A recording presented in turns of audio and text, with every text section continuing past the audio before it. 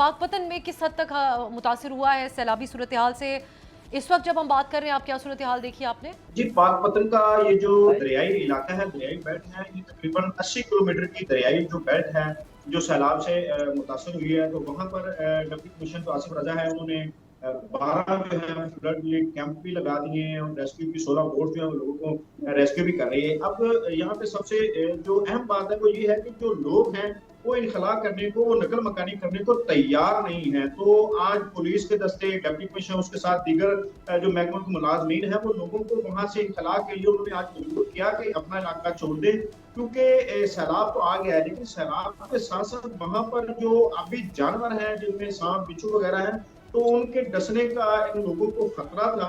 اس لیے آج پولیس کے دستے وہاں پر گئے، انہوں نے جا کے لوگوں کا انخلاء کو یقینی بنایا، لوگوں کو جو ہے وہاں پہ فلڈ ریلیف کیمپ بنائے گئے تھے، اسکولوں میں کیمپ لگائے گئے تھے جہاں پہ ان کی طرز زندگی کے تمام تر اشیاء جو ہے وہ حکومت پنجاب کی طرف سے موجود ہے، تو وہاں پر ان کو منتقل کیا، وہاں پہ ان کے جانوروں کے لیے چارہ جو ہے وہ دستیاب کیا۔ اور میں نے دیکھا کہ ڈپٹی کمشنر جو ہے وہ رات گئے بھی آپریشن کو جو ہے وہ اس کے ساتھ اس کی مانیٹرنگ خود کرتے رہے، تو ریسکیو کا عملہ بھی جاری رہا۔ پانی کی جو اس وقت صورتحال ہے تو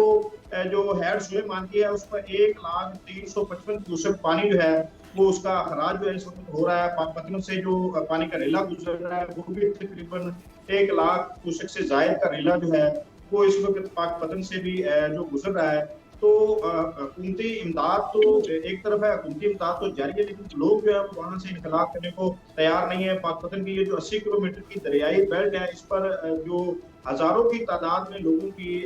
ایک طرف جو فصلیں تھیں جس میں تل، چاول، مکئی اور جو جانوروں کا چارہ تھا، وہ مکمل اس وقت جو ہے وہ زیر آب آ چکا ہے، وہ مکمل اس وقت جو ہے وہ تباہ ہو چکا ہے۔ اس کے ساتھ ساتھ جو دریا کا زمینی کٹاؤ ہے، دریا کے زمینی کٹاؤ سے سینکڑوں ایکڑ جو زرعی اراضی تھی لوگوں کی، وہ بھی دریا برد ہو چکی ہے، جو لوگوں کو اس سے کافی جی جو زیادہ ہے نقصانات جو ہیں وہ اٹھانا پڑ رہا ہے۔ تو ریسکیو کا آپریشن جو ہے وہ رات گئے بھی جاری ہے اور 24 گھنٹے ریسکیو کا آپریشن جو ہے وہ اس میں جو جاری ہے، لوگوں ٹھیک کا ہے، انخلاء بھی ہے وہ بھی جاری ہے۔ سبسکرائب کریں اور بیل دبائیں تاکہ کوئی خبر رہ نہ جائے۔